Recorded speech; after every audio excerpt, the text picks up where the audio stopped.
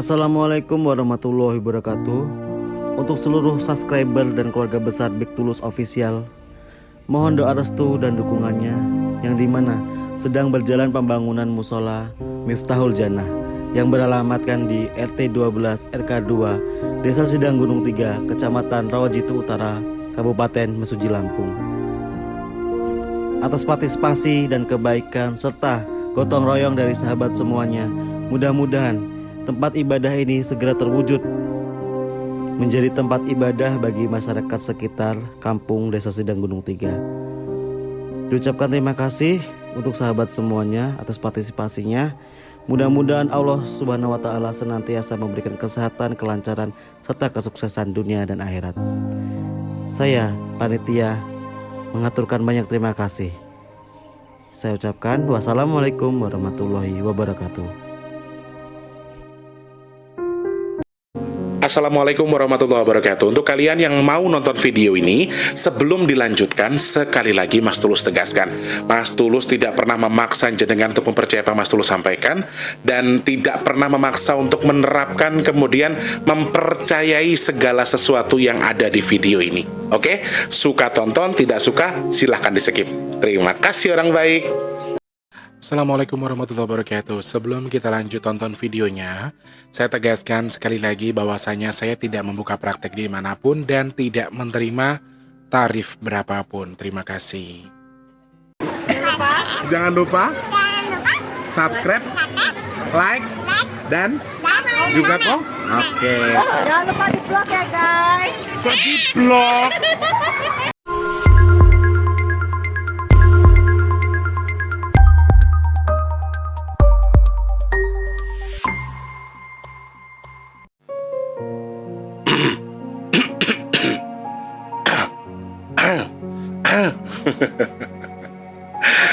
Assalamualaikum warahmatullahi wabarakatuh. Apa kabar orang baik, sehat?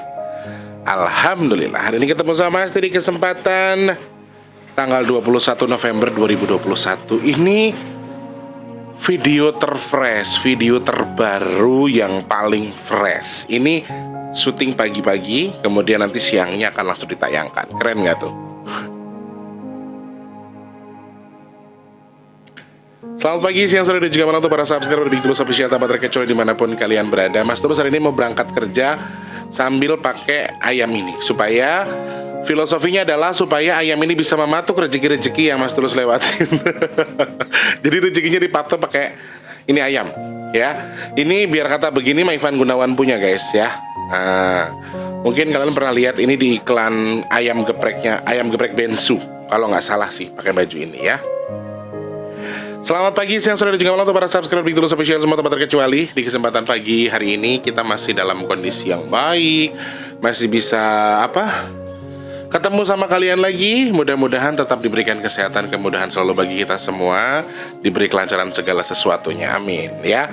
Untuk yang ada di Indonesia tanpa terkecuali, dari dalam sampai luar negeri tanpa terkecuali saja, selamat bergabung. Salam sukses, salam sehat. Mudah-mudahan semua diberikan kelancaran selalu. Aku jadi salvok guys, soalnya di sini sono live, mendingan ini yang dimatikan. Nah, gitu aman, ya.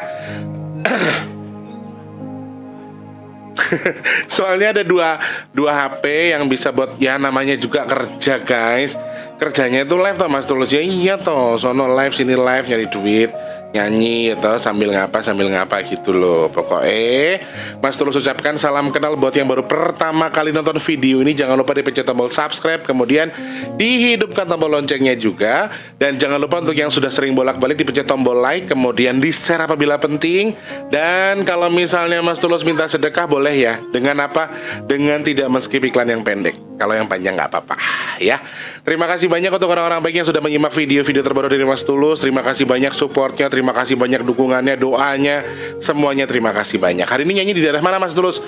Mas Tulus hari ini nyanyinya di Ciledug, saudara-saudara. Oke, di Ciledug, saudara-saudara. Yang mau ketemu silahkan saudara-saudara. Boleh banget kok, yang mau meet up boleh. Tapi untuk update alamatnya aku belum terima. Jadi nanti kami bareng-bareng dari sini naik mobil, nanti baru sampai. Jadi aku tuh kadang-kadang suka nggak tahu alamatnya, suka nggak tahu lokasinya, cuman taunya di Ciledug gitu aja, ya. Saya mau ucapin terima kasih sebelumnya kepada hamba Allah yang banyak sekali mensupport. Terus mensupport lagi, ada tambahan 10 Al-Quran lagi kemarin. 10 Al-Quran dari hamba Allah sudah Mas Tulus skip lagi. Kemudian ada sedekah bumi, nasi box juga kemarin masuk. Ada juga untuk sementara nasi box sama sedekah bumi. Kalau untuk masjid belum ada, masjid masih jumlah yang sama. Kemudian nasi box ada tambahan sedikit. Kemudian untuk sedekah bumi juga ada tambahan sedikit. Dan sedekah bumi sudah sampai di 4.480.000 rupiah ya, 4.480.000 rupiah untuk sedekah bumi. Nah teman-teman, aku minta support dari kalian sekali lagi buat yang mau bantu untuk sedekah Al-Quran kah, untuk masjid kah, untuk nasibok kah, silahkan kalau klik kolom deskripsi. Untuk kalian yang mau sedekah nasibok minimal 10.000 rupiah ya. Kemudian untuk masjid unlimited. Untuk sedekah bumi, untuk teman-teman kita untuk menggelar sedekah bumi nanti di akhir tahun. Plus kalau memang Allah kasih rezeki dan Allah mudahkan rezeki kita dan Allah sampaikan tagihannya sampai di nominal yang kita tuju, kita juga akan nanggap secara online wayang kulit yang disiarkan secara langsung di Dalang Seno Channel. Amin. Amin, amin, amin. Mudah-mudahan ada hamba Allah yang mau membantu sehingga sedikit banyaknya akan terus bertambah untuk sedekah bumi kita. Jadi wayang kulit itu dalam rangka ngeruat bumi juga, kemudian sedekahnya juga kita sedekahkan untuk sedekah bumi juga. Nah teman-teman yang mau bantu sedekah bumi gimana caranya Mas Tulus? Klik kolom komentar, biasanya di atas komentar. Jadi setiap video itu ada komentarnya kan. Nah di komentar paling atas biasanya Mas Tulus taruh rekeningnya, namanya DBS ya, Bank DBS Indonesia. Jadi teman-teman yang mau transfer bisa ke situ. Kodenya 048 ya saudaraku. Mungkin ada yang mau bantu silahkan. Pokoknya kalau nasibok alhamdulillah sudah cukup. Untuk sementara waktu bulan ini sudah cukup. Kemudian untuk masjid juga alhamdulillah sudah masuk. Al-Quran juga ada. Walaupun sebetulnya Al-Quran itu Mas Tulus skip dulu sebetulnya ya. Al-Quran itu bisa Mas Tulus skip sementara karena posisinya adalah Al-Quran masih banyak sekali yang sudah kita inden dan itu belum kita kirim. Masalahnya adalah rumahku itu penuh banget teman-teman. Takut banjir nanti barangnya susah. Sudah mau dilempar ke daerah tapi kondisinya belum memungkinkan karena yang mau bawa ke daerah ini adalah orang-orang Jakarta yang memang arahnya ke daerah. Cuma ada beberapa kendala sehingga mereka belum bisa menyalurkan Al-Qur'annya. Gitu ya teman-teman ya. Matur sembah nuwun, terima kasih banyak yang sudah sedekah, nambahin buat sedekah bumi, nambahin buat Al-Qur'an, buat sedekah nasi box dan lain sebagainya, buat masjid juga. Semoga keberkahan bersama kita, semoga dimudahkan segala urusan baiknya, ditukar dengan rezeki yang lebih melimpah lagi, ditukar dengan kesehatan, dimudahkan hajatnya dan dikabul semua hajat baiknya sama Allah dengan bersedekah melalui Mas Tulus. Niatnya apa? Semoga Allah sampaikan pahalanya dan juga Allah jadikan sebagai ijabah kabulnya jenengan. Amin ya Allah. Terima kasih orang baik ya yang membantu sedekah. Sekali lagi klik kolom deskripsi. Masih bingung juga Mas Tulus pengen sedekah tapi bingung caranya gimana? Saya pengen buat nasibok di mana sih Mas Tulus? Nah, di kolom deskripsi itu ada nomor WhatsApp aja Mas Tulus ataupun DM di bigtulus_bp2. Tapi yo syaratnya siji balesnya sabar. Matur sembah nuwun nggih semuanya, semoga semuanya sehat, diberi kemudahan selalu. Oke. Aku pengen bahas hal yang sedikit enteng, lebih enteng daripada sebelumnya. Beberapa hal yang mungkin saja ini dialami sama banyak subscriberku dan dari hasil analisaku ya, analisa ngobrol sama kalian semua yang kira-kira itu ini mungkin saja dialami sama orang selain aku gitu loh. Jadi pasti ada orang yang ngalamin hal yang sama seperti halnya aku ngalamin ini. Termasuk dengan istilah kata memiliki ilmu leluhur. Kalian memiliki ilmu leluhur, sebetulnya plus minusnya itu di mana? Apa? Tapi ada serunya, ada nggak enaknya atau gimana sih sebenarnya? Nah, Mas Tulus pengen ngangkat itu karena banyak teman-teman kita, para subscriber Big Tulus Official itu yang memang memiliki kemampuan yang sama seperti Mas Tulus, tapi mereka belum bisa mengontrol. Sebetulnya di usia berapa mereka harus bisa mengontrol? Lalu sebenarnya efek baiknya apa, efek negatifnya apa? Nah, kita akan bahas hari ini ya. Ini hasil obrolanku sebetulnya dengan Mbak Novi yang dari Jogja. Matur sembah nuwun Mbak Novi, kemarin keliling dia. Dari alun-alun keliling, videoin. Ke Jogja keliling, terus jalan ke pantai juga di videoin. Alhamdulillah ngobatin kangen adik lanang ya Mbak ya. Bantuin adik lanang biar gak kangen sama Jogja ya. Tetap pengen ke Jogja, tetap harus ke Jogja Mas Tulus itu. Tapi belum ada waktunya, belum ada kesempatannya karena ya masih tipis sekali kondisinya ya. Teman-temannya banyak yang harus difikirkan, banyak yang harus diselesaikan dulu. Jadi ya belum bisa intinya di situ. Nah, pertama plus minusnya, enaknya punya kemampuan begini nih apa sebetulnya. Jadi kalau enaknya ya ini kita anggap enaknya dulu aja. Kalau enaknya sih menurut aku banyak sesuatu yang positif dari tubuh kita. Jadi kayak kita itu sebetulnya ya kalau sudah bagus. Maksudnya gini, jadi ilmu leluhur itu ada yang cocok dan tidak untuk tubuh kita. Kadang-kadang ilmu leluhur itu apakah termasuk khodam leluhur? Jawabannya, kalau ilmu leluhur sudah pasti ada khodam leluhur. Tapi kalau kamu punya khodam leluhur, kamu belum tentu punya ilmu leluhur. Tapi kalau kamu sudah punya keturunan garismu ada ilmu leluhur, berarti kamu sudah punya khodam leluhur. Tapi pemilik khodam leluhur itu belum tentu termasuk orang yang dipilih sebagai jalur ilmu leluhur kita. Yang kita bahas di sini adalah orang-orang yang memiliki ketentuan secara tidak langsung tidak mau menjadi jalur dari ilmu leluhurnya. Nah, ini beberapa orang yang mengalami itu, sehingga mau nggak mau, walaupun khodamnya tidak tinggal di tubuh kita, ya, tapi kita punya ilmu leluhur. Kita tuh kayak ya banyak sesuatu yang positif yang kita dapatkan. Biasanya ketika orang punya ilmu leluhur tetapi dia sudah bisa menempatkan diri di posisi umur berapa sih Mas Tulus? Biasanya orang-orang ataupun anak-anak ini bisa menormalkan atau bisa istilah kata tuh bisa mewadahkan dengan baik, bisa menempatkan tubuhnya kepada ilmu tadi yang baik tadi. Gimana umur berapa? 5, 15, 25, 35, 45, 55 sampai ke 65, 75. Jadi hitungannya seperti itu. 5, 15, 25, 35, begitu seterusnya, 45 antara tanggal-tanggal itu. Jadi ada anak yang punya ilmu leluhur tapi itu bandelnya nauzubillah juga ada. Alhamdulillah aku nggak bukannya nyombongin diri, tapi ada buktinya kok. Rapotku itu dari kelas 1 sampai kelas 6 itu selalu 3 besar. Dan name kue 8,8. Alhamdulillah aku termasuk anak-anak yang dipilih sama Allah cocok dari kecil. Jadi aku tapi ada pergolakan juga teman-teman. Aku tuh baru bisa mengakui ini setelah 25 tahun.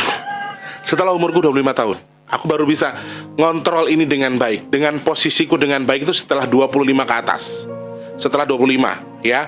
Karena Bapak dulu pernah bilang, ya saiki kowe urung iso apa-apa, kamu belum mengerti apa yang harus kamu lakukan. Tapi nanti saat usia kamu 25 tahun, kamu akan mengerti. Sebetulnya dari usia 10 tahun Bapak itu sudah sering ngajarin, netonmu hari ini kamu puasa ya bareng sama Bapak. Mamaku juga sama.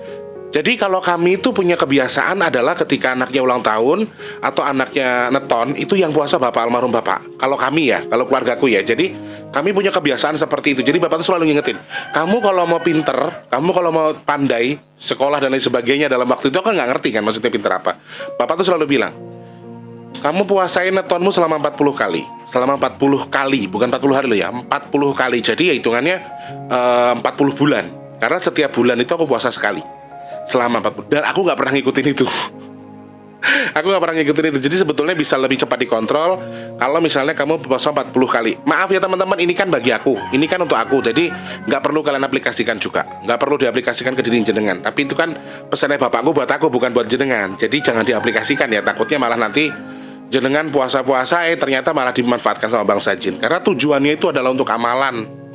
Biasanya larinya ke situ. Ya beda-beda soalnya. Nah, jadi di usia 1 sampai 25 tahun tuh aku masih ya belum mengerti lah apa sih ini. Udah mulai tahu, maksudnya udah mulai ngerti dari kecil soal ada jin segala macam. Oh ini.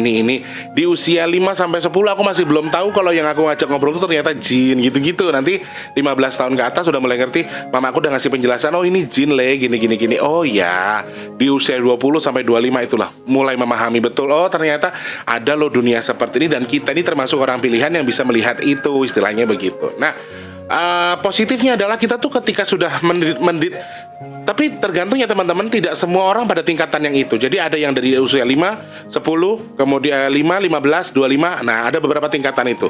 Ada yang di bawah itu tapi sudah dewasa juga. Jadi efektifnya adalah biasanya orang yang memiliki ilmu leluhur ini, dia tuh akan lebih dewasa, akan lebih lebih berpikir panjang untuk mengerjakan sesuatu. Jadi kayak yang nggak gampang tutup telinga, nggak gampang putus asa, nggak gampang menyerah, istilahnya begitu sebetulnya.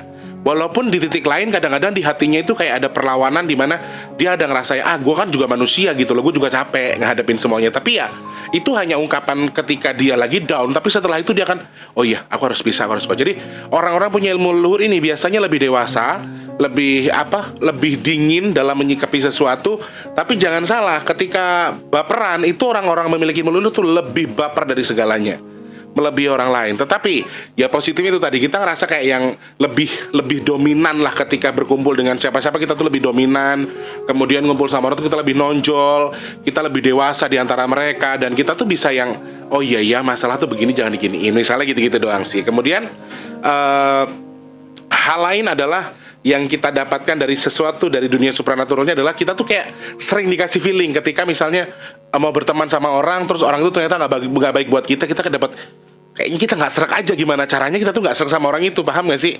Jadi orang-orang yang memiliki ilmu leluhur itu misalnya orang lain punya kemungkinan 10 kali ditipu, kalau orang yang punya ilmu leluhur itu mungkin hanya 1 atau 2 kali ditipu. Tertipu dengan wajah orang, tertipu dengan kondisi orang. Kecuali ya ada sifat welas asih yang tinggi ketika kita memiliki ilmu leluhur. Welas asihmu tuh akan tinggi sekali sehingga ada kemungkinan kamu tertipu, tapi sayangnya kita tuh kayak diberikan feeling, diberikan firasat. Mungkin orang-orang yang punya ilmu leluhur tuh banyak yang mungkin mau kecelakaan, mau apa, tapi kayak diingatkan. Hampir sama dengan anak-anak indigo yang ya mungkin indigonya itu karena di ilmu leluhur. Ya intinya sekali lagi, siapapun yang bisa menyaksikan atau melihat jin itu sudah pasti karena bantuan jin, karena bantuan makhluk halus ya teman-teman ya. Jadi ya itu tadi, tergantung cara kamu memanfaatkannya itu seperti apa. Nah kemudian positif lainnya adalah ya kita tuh kayak lebih anak-anak yang memiliki ilmu leluhur itu biasanya memiliki tameng yang tebal. Tameng dalam arti sesungguhnya bukan yang seperti yang Mas Tulus bilang tameng gaib, bukan, tetapi dia adalah jadi pribadi yang sangat kuat menghadapi apapun. Orang-orang seperti ini akan kuat, sangat kuat menghadapinya, lebih daripada orang pada umumnya. Jadi mereka tuh akan lebih bisa, akan lebih sanggup ketika menghadapi kehidupan yang lebih keras. Dan kebanyakan anak-anak yang memiliki ilmu leluhur ini memang dia dijadikan sebagai pilihan. Kenapa? Karena mereka kebanyakan sebagai tulang punggung.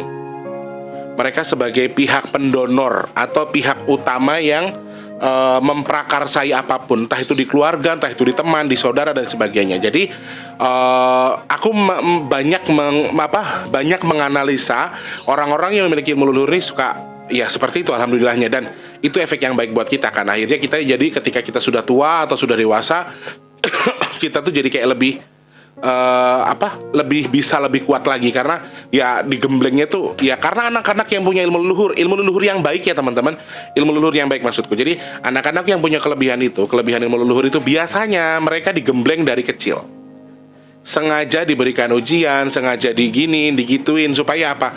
Supaya mereka tuh kuat ketika besar nanti. Tetapi sekali lagi, ilmu leluhur tadi tidak semuanya cocok untuk tubuh manusia ya teman-teman. Kadang-kadang Tulus datangnya dari sana, tapi ya ternyata nggak cocok di tubuhku, mau diapain lagi gitu loh. Jadi ya nggak bisa, karena ternyata selain keluargaku, aku tuh banyak terkoneksi dengan sesuatu yang di luar keluargaku yang memang berhubungan dengan simbah-simbahku di masa lalu. Tapi sayangnya mereka nggak cocok sama aku. Tapi aku bisa cerita di sini. Intinya di situ. Positifnya yaitu tadi teman-teman kita jadi lebih dewasa, kemudian jadi kayak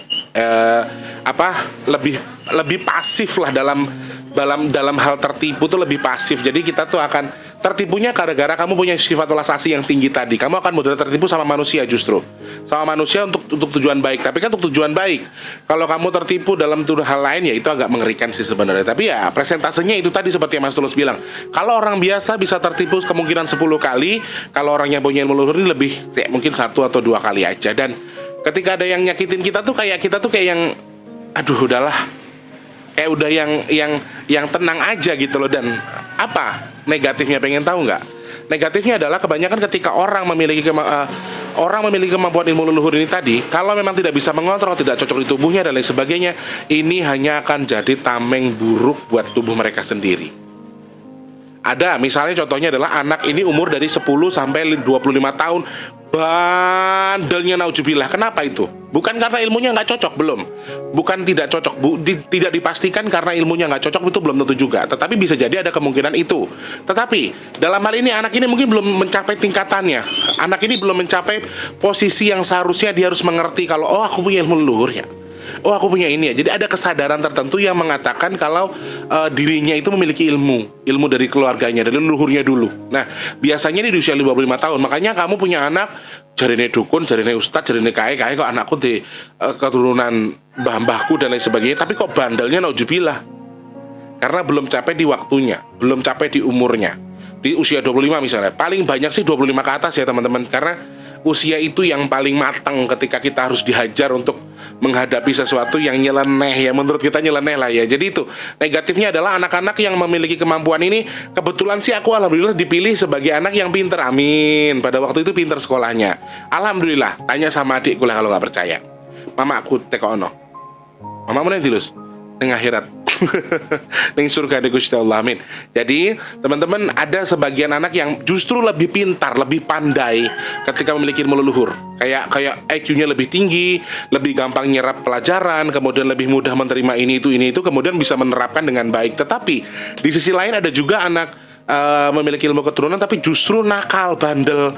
Ada yang itu sebetulnya gila, kayak misalnya kita tuh pakai baju tapi belum ukurannya gitu loh guys. Misalnya si anak ini ternyata ukurannya L tapi ilmunya tuh ukurannya M. Ada yang kegedean, ada yang kekecilan kan. Jadi kayak mencocokkan itu. Dan mencocokkan itu tidak semudah membalikan telapak tangan. Itu berjalan dengan beberapa hari, beberapa tahun, sampai di titik usianya, di usia 25 tahun. Oh ternyata bajunya ini cocoknya setelah dia umurnya 25 tahun. Dengan ukuran badan segitu, XL-nya pas, atau L-nya pas, M-nya pas. Jadi itu kemudian jadilah sudah. Kemudian anak itu bisa berubah dengan drastis, bisa berubah dengan baik apabila ilmunya cocok. Apabila tidak, nah ini yang lebih parah, ketika sudah usia 25 tahun jadilah kebiasaan buruknya. Apalagi kalau ilmunya tadi adalah ilmu yang, maaf, bukan ilmu yang baik. Contohnya dulu mbahmu itu adalah seorang, maaf, dukun santet.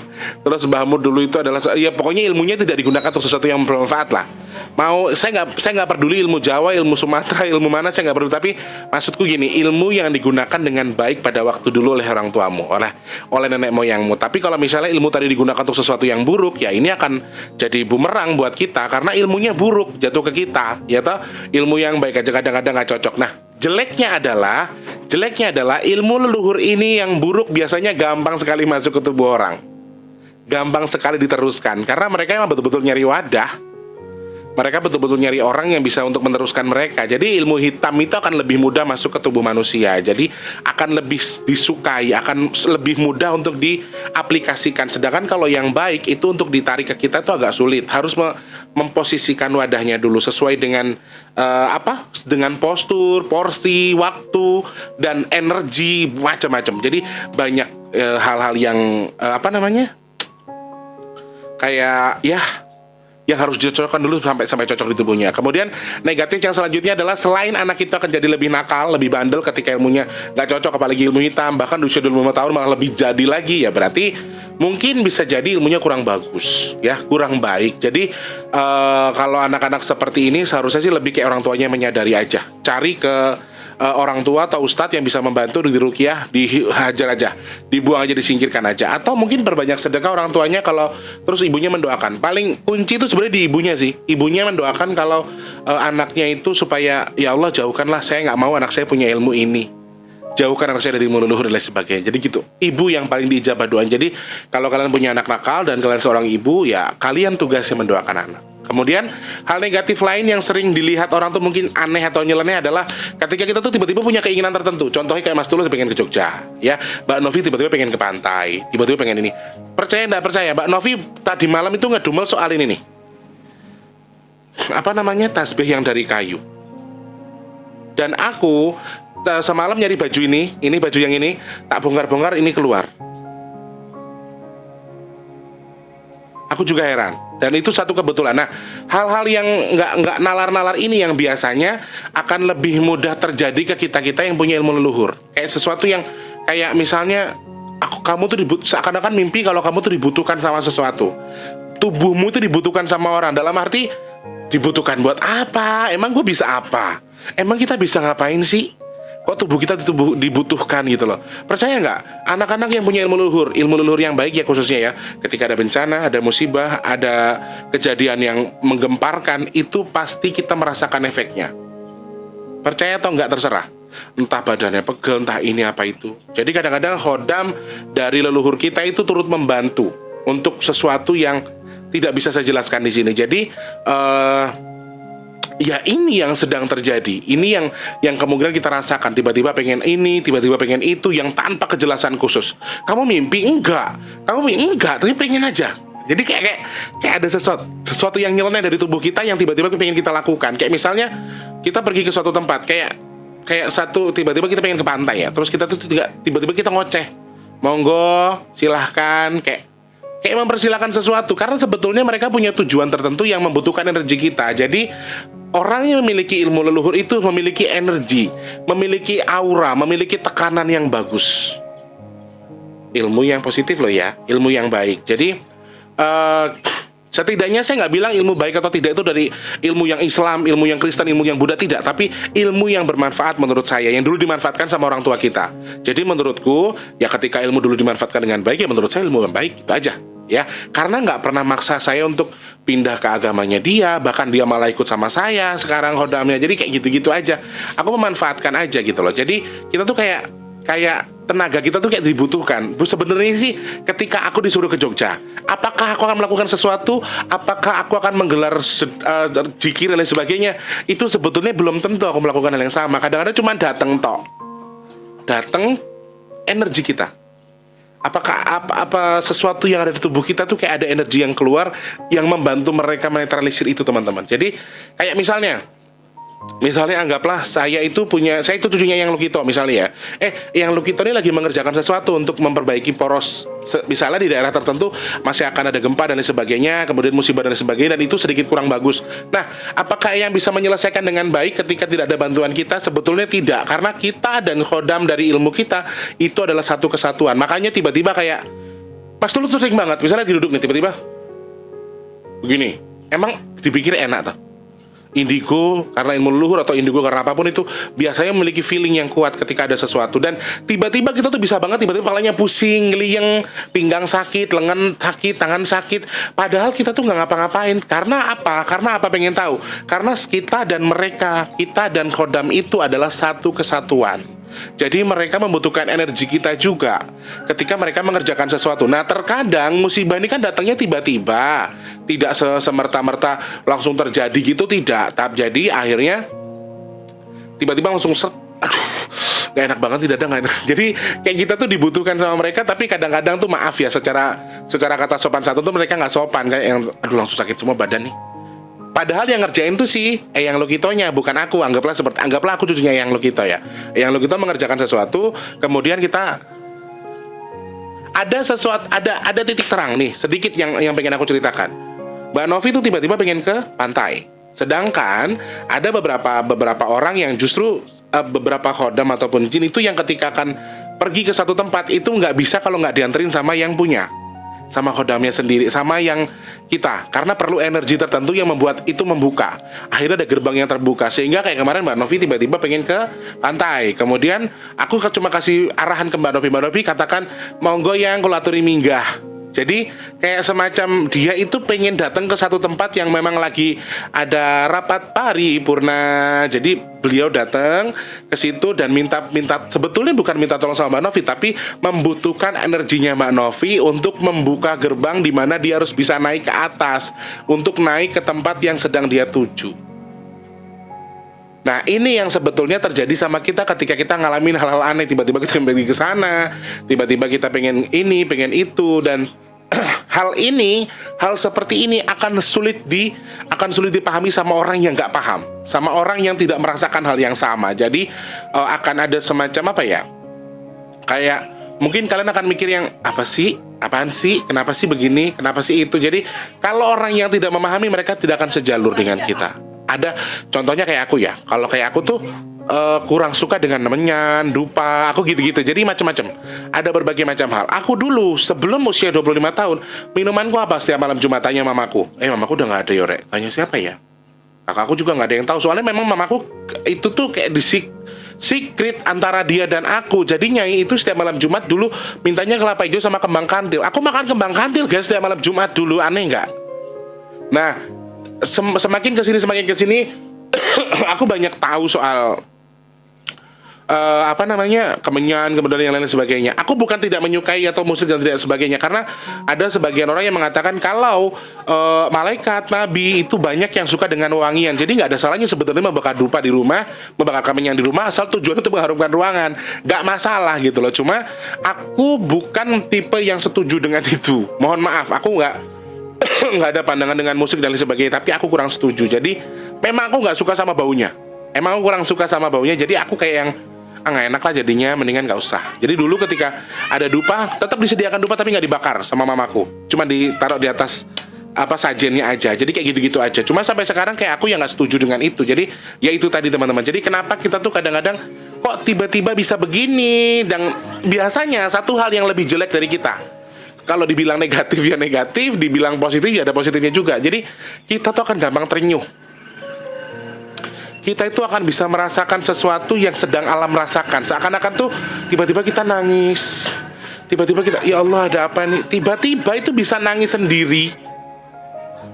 Pengen tahu nggak itu sebenarnya apa? Itu sebetulnya kayak sebenarnya energi yang memang bisa kita serap. Saking sensitifnya kita, saking baiknya ilmu kita untuk sesuatu yang bermanfaat pun, ketika alam merasakan kesedihan, kita tuh kayak ngerasa sedih. Tiba-tiba datang ke suatu tempat, ya Allah tiba-tiba pengen nangis. Jadi banyak banyak kebiasaan seperti ini yang sering dilakukan sama orang-orang yang mungkin, astagfirullahaladzim, anak itu kalau sudah marah dan luar biasa. Ketika kita sudah mendapatkan sesuatu firasat, tiba-tiba kita tuh bisa nangis, bisa diam. Ya itu kalau menurut aku sih bukan apa-apa ya, bukan kelebihan buruk ketika kita bisa nangis tiba-tiba. Ya mungkin kalau yang lihat kita dibilang gila kali ya, tapi kan bagi aku sih nggak masalah gitu loh. Bagi aku biasa aja. Jadi bukan perkara apa-apa. Astagfirullahaladzim. Saya guys, tar dulu guys. Sorry ya guys. Gimana ya namanya, kita biar tetangga. Kilanya lagi ngamuk. Dan memang adatnya itu anak itu agak keras sekali ketika sudah marah. Nah, jadi kurang lebih seperti itu teman-teman. Jadi kita tuh bisa lebih, ya kalau buat aku sih ada positif dan negatifnya ya. Jadi kita tuh akan lebih gampang menangis dengan ada getaran tertentu kita nangis. Mau ada terjadi musibah kita dikasih beberapa clue, termasuk ya salah satunya nangis, kemudian badan tuh pegel-pegel semua, dan banyak banget hal-hal lain yang sedikit nggak nalar sebetulnya buat kita gitu loh. Nah, kemudian kita tuh akan lebih gampang baperan. Kita tuh gampang banget baperan karena kita menggunakan rasa. Kita berimajinasinya cukup tinggi. Jadi kita akan lebih memiliki rasa ketika ya aduh kasihan. Nah, jadi ketipunya tuh pasti cuma gara-gara kayak gitu doang. Orang-orang yang punya ilmu leluhur tuh paling sering tertipunya hanya karena ya itu ngebantu orang tapi orangnya salah gitu. Saking rasa kasihannya, saking bapernya tinggi. Tapi orang-orang seperti ini memiliki keyakinan yang cukup tinggi. Tapi percaya atau tidak, rezeki orang-orang yang punya ilmu leluhur tetapi yang memang mereka tuh suka ulas asih ke siapa, itu tuh akan sangat mudah sekali dapat gantinya. Mancing rezeki itu kalau bagi orang-orang yang punya ilmu leluhur yang baik, itu akan sangat mudah, akan sangat gampang sekali mendapatkan, ya istilah kata tuh kita ngasih 10.000 langsung 100.000 gitu loh, kayak yang nggak diduga-duga ada aja rezekinya. Kita tuh kadang-kadang bingung gimana caranya Allah mengatur segala sesuatunya menjadikan kita seperti ini kemudian jadi seperti ini. Ini bukan sesuatu yang mudah, tapi ini bisa dites, bisa kita lihat. Coba kita pikir, kita yang punya ilmu leluhur yang baik itu apakah kira-kira bermanfaat buat kita? Apakah betul seperti yang Mas Tulus sampaikan? Ya mungkin ya minta aja sama Allah, mudah-mudahan doa yang ilmu yang kita terima itu adalah ilmu yang baik dan bisa dimanfaatkan untuk membantu sesama. Jadi ya itu beberapa hal enak dan gak enaknya jadi seorang indigo karena ilmu leluhur dan lain sebagainya. Tetapi sekali lagi tidak semua ilmu leluhur itu baik dan tidak semua khodam itu ada ilmunya. Ada bisa jadi hanya khodamnya saja yang ikut, kemudian ada ilmu leluhur dan lain sebagainya. Dan tidak bisa dijelaskan secara detail juga ketika khodam dan ilmu itu seperti apa sih Mas bedanya, karena mereka sangat hampir punya kemiripan. Tetapi sekali lagi, ketika kamu memiliki ilmu leluhur tetapi justru kamu melakukan hal-hal yang kurang baik dan di usia kamu sudah lewat dari 25 tahun tapi kau masih bandel aja, masih nakal aja, ya kemungkinan ya ilmu kamu kurang bagus buat kamu. Jadi atau kamu nggak bisa manfaatin ilmumu, kemudian kamu nggak bisa memanfaatkan ini itu, ya berarti harus lebih hati-hati, lebih waspada lagi. Dan sering-sering baca doa. Doanya apa Mas Tulus? Doa untuk katakan dalam hatimu sendiri, aku tidak memiliki ilmu apapun. Ilmu yang aku punya adalah ilmu dari Allah. Segala sesuatu yang saya punya, apabila baik untuk saya, silahkan termanfaatkan untuk dimanfaatkan sesuatu yang bermanfaat. Tetapi apabila yang aku punya ini tidak bermanfaat, ya Allah, tolong jauhkan hamba dari ilmu leluhur yang saya punya. Jadi jangan pernah mengakui kamu punya ilmu leluhur. Anggap saja ketika kamu melakukan hal buruk, ya gini aja. Oh, mungkin kemarin firasat dari Allah. Jadi ya ada kelebihan dan kekurangannya ketika memiliki ilmu leluhur itu ya. Tadi kita lebih sensitif, kita bisa lebih hati-hati, lebih dewasa, kemudian lebih kayak bisa ngontrol emosi. Tapi kalau pas lagi kalap, lagi nggak bagus posisinya, ya kita juga akan gampang ikut kalap. Kita juga bisa lebih, orang punya ilmu leluhur tuh guys, kalau lagi sabarnya bisa ngelebihin batas manusia, tapi kalau udah marah yang ngelebihin batas manusia juga. Itu kekurangan dan juga kelebihan kita yang punya ilmu leluhur ya. Sekali lagi saya dan juga jenengan semua yang mungkin punya kelebihan ilmu leluhur, saya juga nggak bilang saya punya ilmu leluhur sih, tapi setidaknya adalah ketika kamu punya ilmu itu, ya semoga bisa dimanfaatkan ke sesuatu yang bermanfaat. Itu aja tujuanku. Jadi kalau memang Allah tidak mengizinkan ilmu itu untuk pergi dari saya, atau Allah tetap mendekatkan ilmu itu dengan saya, ya saya bilang, ya Allah jadikan yang bermanfaat buat aku. Jadi apa yang aku punya, apa yang aku bisa itu bisa dimanfaatkan untuk akhiratku, untuk akhirat orang tuaku. Intinya di situ. Kalau tidak bermanfaat, ya aku minta untuk pergi jauh-jauh dari aku. Gitu aja teman-teman. Jadi ya wis awake dhewe itu intinya gini. Buat kalian yang punya kelebihan tertentu, yang ngerasa aneh sama tubuhnya sendiri, awake dhewe iki mung sak dermo nglakoni, nggak bisa ngapa-ngapain. Ikutin aja jalurnya, asal yang positif, asal yang tidak melanggar norma agama kita. Selama sesuatu yang positif, selama sesuatu yang baik, ya nggak apa-apa, hajar bleh aja. Tapi kalau sesuatu yang negatif, kita disuruh makan menyan, suruh makan kembang, nah itu hati-hati yang kayak gitu-gitu. Jadi yang normal-normal aja, yang sesuai dengan norma agama kita. Kalau di luar agama kita dan kita nggak mau, kita nggak yakin, kita lawan aja, jangan takut. Jadi aku sampai sekarang, ya itu yang aneh sih. Memang kenapa sih Mas Tulus gak setuju dengan menyan dan lain sebagainya. Aku gak masalah dengan itu, tapi ya buat aku ya gak bisa, akunya gak nerima. Jadi ya wis, mending gak usah. Jadi sekali lagi, awake dhewe iso sak dermo nrimo, sak dermo nglakoni. Nek memang dimanfaatkan tenaga kita untuk sesuatu yang bermanfaat, ya ora apa-apa. Nek tenagane dijukuk nggo hal yang tidak baik, ya mudah-mudahan Allah tangguhkan. Jadi doanya begitu aja sama Allah. Dan untuk kalian yang punya ilmu leluhur, entah yang jelek atau yang bagus, harus lebih sering kirimkan surat Al-Fatihah untuk tubuhmu sendiri. Hadiahkan surat Al-Fatihah untuk tubuhmu sendiri, itu untuk menetralkan ya. Karena biasanya orang-orang sepertinya tadi ada beberapa sifat negatif yang agak kurang bagus untuk tubuh kita ketika kita memiliki kelebihan yang itu. Oke, teman-teman, terima kasih banyak. Insya Allah kita akan ketemu lagi di lain kesempatan. Mudah-mudahan semuanya diberikan kemudahan kesehatan selalu. Mas Tulus sudah siang, harus tetap berangkat, harus cepat jalan. Jadi terima kasih banyak orang-orang baik sudah menyimak video ini. Mudah-mudahan apa yang Mas Tulus sampaikan bermanfaat. Mas Tulus doakan untuk yang sedang sakit cepat sembuh, amin. Yang sedang rezekinya sedang seret kayak Mas Tulus, mudah-mudahan lagi lancar lagi, amin. Untuk yang punya tanggungan hutang piutang, semoga Allah lunaskan hutangnya, amin. Untuk yang belum bertemu dengan jodoh terbaiknya, semoga cepat ketemu dengan jodohnya, amin. Yang belum kerja cepat kerja, amin. Yang sudah kerja, semoga Allah limpahkan rezeki yang berkah barokah, amin ya Allah. Dan semoga sekali lagi saya dan juga jenengan semua termasuk orang-orang pilihan Allah yang diberikan kemudahan, dijauhkan dari fitnah, penyakit, bala, musibah, dan hal-hal yang kurang baik untuk tubuh kita, amin. Mas Tulus aturkan terima kasih banyak buat kalian yang sudah menyimak video ini. Jangan lupa untuk yang baru pertama kali nonton, dipencet tombol subscribe, di like, komen, dan juga share. Kemudian buat kalian yang sudah sering bolak-balik, like-nya jangan lupa di share kalau penting, dan jangan lupa jangan di skip iklan pendeknya ya. Terima kasih banyak, selamat pagi, siang, sore, dan juga malam. Sampai jumpa, assalamualaikum warahmatullahi wabarakatuh.